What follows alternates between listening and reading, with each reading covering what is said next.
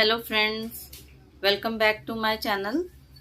जैसे फीलिंग होती है कोल्ड की कि कोल्ड हो गया है, ठंड लग गई है, वॉमिटिंग आनी स्टार्ट हो जाती है या नौजिया की फीलिंग होती है, स्टिफनेस बॉडी में लगती है, जकड़ गई है हमारी बॉडी, खांसी आनी स्टार्ट हो जाती है, डायरिया की प्रॉब्लम आ जाती है। तो उसके लिए क्या करना है, हमारी रिंग फिंगर पे मैं ये आपको मार्क करके दिखाने लगी हूँ।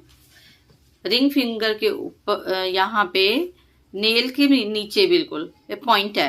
ये पॉइंट को आपने स्टार मैग्नेट के साथ ट्रीटमेंट देना है। तो सर्जिकल टेप लेनी है, ये दोनों हैंड्स में ये पॉइंट है।